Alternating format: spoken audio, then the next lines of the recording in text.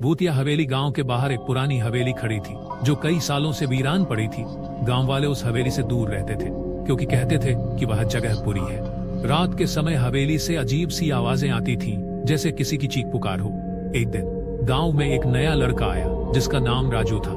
राजू को इस हवेली के बारे में सुनकर बहुत उत्सुकता हुई और वह एक रात हवेली की तरफ बढ़ गया। उसने तय किया कि वह सबको साबित करेगा कि वह डर के बजाय उस हवेली में रात बिता सकता है। रात का समय था और राजू हवेली के पास पहुंचा। हवेली का दरवाजा धीरे धीरे खुला और वह अंदर घुसा। जैसे ही वह अंदर गया, हवा में एक अजीब सी सिहरन दौड़ने लगी। फर्श पर धूल और मकड़ी के जाले थे।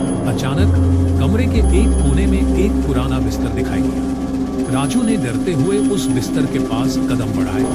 तभी अचानक एक आवाज आई, तुम्हें यहाँ क्या चाहिए? राजू घबराकर पीछे मुड़ा, लेकिन वहां कोई नहीं था। उसका दिल धड़कने लगा, लेकिन उसने खुद को शांत किया और आगे बढ़ने की कोशिश की।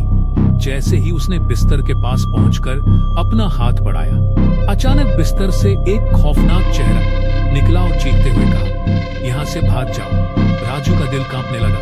वह दौड़ते हुए बाहर की ओर भागा, लेकिन हवेली के दरवाजे ने खुद को बंद कर दिया। राजू ने बहुत कोशिश की, लेकिन दरवाजा नहीं खुला। अचानक एक ठंडी हवा का झोंका आया और राजू को लगा जैसे कुछ बुरी शक्ति उसे पकड़ने आई।